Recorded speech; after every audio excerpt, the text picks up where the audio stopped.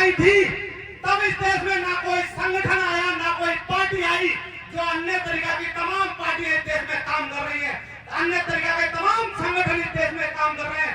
किसी भी व्यक्ति ने दीपक शर्मा नाम के व्यक्ति का और उसके संगठन का विरोध नहीं किया।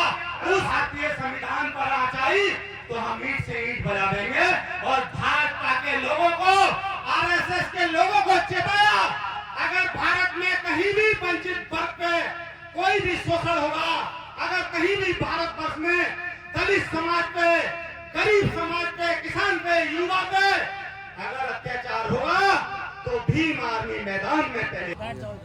मैं अपनी बात को ज्यादा न कह करके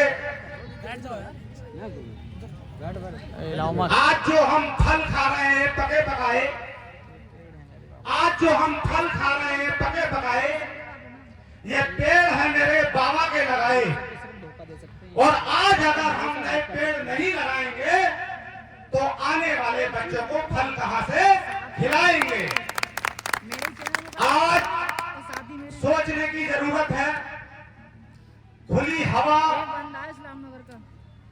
खुली आजादी, अच्छी कुर्सी, अच्छे कपड़े, अच्छे मकान, अच्छी गाड़ी, यहाँ तक कि अच्छी जमीन जायदाद भी आप लोगों पे है। किसकी बदौलत? परम पूज्य बाबा साहब अम्बेडकर के बनाए हुए भारतीय ढांचा, भारतीय संविधान की बदौलत आप सब लोग अच्छे मकान, अच्छे कपड़ा, अच्छा वातावरण, अच्छी कुर्सी, अच्छा जमीन के मालिक बने, अच्छी नौकरी के मालिक बने।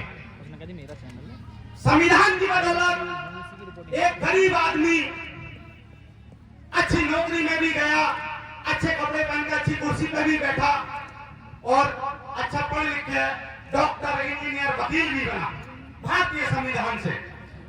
भारतीय संविधान न होने से पहले आप लोगों को कैसे क्या क्या पुकारा जाता था? आपको बहुत सारे लोग अछूत भी बोलते हैं, पहले भी बोला जाता था, आज भी बोलते हैं। बहुत सारे लोग आपको नीच भी बोलते हैं, पहले भी बोला जाता था, कुछ जगहों पर आज भी बोलते हैं। बहुत सारी जगह आपको वंचित वर्ग से भी बोला जाता है, बहुत सारी जगह आपको भंगी, कोड़ी, कलंका, तमाम ऐसे नाम जिनसे आपकी बेइज्जती हो उससे पुकारा जाता था। लेकिन परम पूज्य बाबा साहब अम्बेडकर ने भारतीय संविधान में आपको मौलिक अधिकार से लेकर शिक्षा का अधिकार, संपत्ति का अधिकार, जीने का अधिकार, स्वतंत्रता का अधिकार, तमाम ऐसे अधिकार आपको दिए जिससे आपकी उन्नति हुई। महिलाओं के लिए उन्नति, एक मंदिर की पुजारन महिला नहीं बन सकती, एक चर्च की पादरी महिला नहीं बन सकती, एक गुरुद्वारे की गुरुद्वारन महिला नहीं बन सकती। लेकिन परम पूज्य बाबा साहब अम्बेडकर ने महिलाओं को बराबरी का अधिकार देकर भारतीय संविधान में तमाम तरीके के अधिकार देकर बहन कुमारी मायावती जैसी 4 बार मुख्यमंत्री महिला बनी, इंदिरा गांधी जैसी महिला बनी, किरण बेदी जैसी आईएएस डीएम बनी। ये परम पूज्य बाबा साहब अम्बेडकर के भारतीय संविधान की ताकत है। और मैं पूछना चाहता हूँ एससी, एसटी, ओबीसी और स्वर्ण समाज के लोगों से, भारतीय संविधान की किसे जरूरत नहीं है? क्या भारतीय संविधान की टेम्पू चलाने वाले को जरूरत नहीं है? क्या भारतीय संविधान की किसान को जरूरत नहीं है?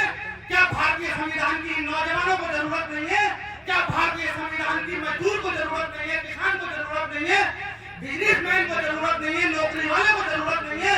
भारतीय संविधान की जरूरत हर उस आदमी को है जो भारत में रह रहा है, वही उनकी सेवा और उनकी सेवा भाव से रक्षा कर रहा है। भारतीय संविधान को इस भारत के अंदर सबकी जरूरत है, लेकिन कुछ ऐसे लोग जो गलत मानसिकता के लोग बैठ गए हैं, जिन्होंने भारतीय संविधान के ढांचा को बदलने की कोशिश की है, जिन्होंने भारतीय संविधान पर आज हाथ, लाठी, डंडे लगाने की कोशिश की है। मैं आरएसएस और भाजपा के लोगों की बात करता हूं। उन्होंने आपके तमाम शिक्षा के अधिकार छीने, उन्होंने आपके तमाम संपत्ति के अधिकार छीने, उन्होंने तमाम आपका रेलवे से लेकर जमीन, मकान, दुकान के अधिकार उन्होंने छीने।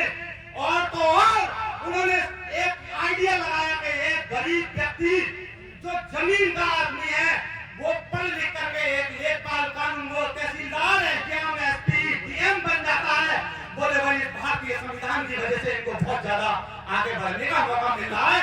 इसके लिए कैसे करके इस ढांचे को रोका जाए और खत्म किया जाए। 18 नवंबर सन 2018 के लिए भारत के इंडिया गेट पर एक दीपक शर्मा नाम के व्यक्ति ने भारतीय संविधान को हाथ में लेकर के और भारतीय संविधान की प्रतियां जलाई थी। तब इस देश में ना कोई संगठन आया, ना कोई पार्टी आई। जो अन्य तरीका की तमाम पार्टियां इस देश में काम कर रही हैं, अन्य तरीका के तमाम संगठन इस देश में काम कर रहे हैं। किसी भी व्यक्ति ने दीपक शर्मा नाम के व्यक्ति का और उसके संगठन का विरोध नहीं किया। उस समय भाई चंद्रशेखर आजाद जी ने दिल्ली के जंतर मंतर से जाकर के माननीय विनय रतन सिंह ने और भीम आर्मी के एक कार्यकर्ता ने कहा, अगर भारतीय संविधान पे आ जाए तो एक देश की ईंट से ईंट बजाने का भीम आर्मी काम करेगी। इस देश में भीम आर्मी ने इतिहास बनाया। अगर भारतीय संविधान पर आ जाए तो हम ईंट से ईंट बजा देंगे। और भाजपा के लोगों को, आरएसएस के लोगों को चेताया, अगर भारत में कहीं भी वंचित वर्ग पे कोई भी शोषण होगा, अगर कहीं भी भारत वर्ष में दलित समाज पे, गरीब समाज पे, किसान पे, युवा पे अगर अत्याचार होगा तो भीम आर्मी मैदान में पहले हाथ खड़ी होगी। आपने देखा होगा, अपने दिल पे हाथ रख करके बताओ, 100 नंबर गाड़ी चल रही है, लेकिन 100 नंबर गाड़ी अत्याचार, शोषण, बलात्कार के खिलाफ इतनी जल्दी नहीं पहुंच पाती जितनी जल्दी बाबा साहब अम्बेडकर की बनाई भीम आर्मी, माननीय चंद्रशेखर आजाद की बनाई भीम आर्मी पहुंच जाती। मेरे भाइयों, थोड़ी सी बात और कहना, चूंकि माननीय हमारे प्रदेश अध्यक्ष जी, माननीय राष्ट्रीय कोर कमेटी हमारे राजन गौतम जी हैं, महिलाओं से, आपसे, आपने देश की व्यवस्था देखी है। जब वंचित समाज की बहन बेटियों पर अत्याचार होता है, हमारे भाई पर किसी की जमीन संपत्ति छीनी जाती है, किसी पर बलात्कार, किसी की हत्या, किसी की डकैती लूट ली जाती है, तो इस देश में ना तो किसी क्रिकेटर को कोई फर्क पड़ता है, ना इस देश में किसी मीडिया वाले को कोई फर्क पड़ता है, ना इस देश में किसी बिजनेसमैन को, ना क्रिकेटर को, ना अभिनेता को और ना ही नेता को कोई फर्क पड़ता है। आपको इस देश में तमाम तरीके के जानवरों समान समझा जाता है। आप अपने हक अधिकारों को समझें और हक अधिकारों की कोई रक्षा कर रहा है या उन्हें रखाने का काम कर रहा है तो भीम आर्मी आजाद समाज पार्टी का एक एक कार्यकर्ता, पदाधिकारी काम कर रहा है। मेरी अपील है आपसे कि आप आजाद समाज पार्टी और भीम आर्मी के कार्यकर्ताओं से तालमेल मिला करके पार्टी की सदस्यता लें, संगठन में जुड़े और अपने समाज को मजबूती से आगे बढ़ाने का काम करें। ऐसा कोई जिला नहीं, ऐसी कोई तहसील नहीं जहां पर बहुजन समाज के लोग ना रहते हैं। पूरे देश में, पूरे देश में आप जिस संभल जिले में रहते हैं और बरेली में, पश्चिम में चले जाएं तो यहाँ पर हमारे जाटव रहते हैं। अगर पश्चिम में थोड़े से हापुड़, मुजफ्फरनगर, मेरठ, शामली इधर चले जाएं तो इधर हमारे चमार वंश के लोग रहते हैं। थोड़ी सी आगे आप राजस्थान चले जाएं तो उधर रेवाड़ी रहते हैं, महाराष्ट्र चले जाएं तो उधर जादव रहते हैं, तमिलनाडु चले जाएं तो तमिल रहते हैं।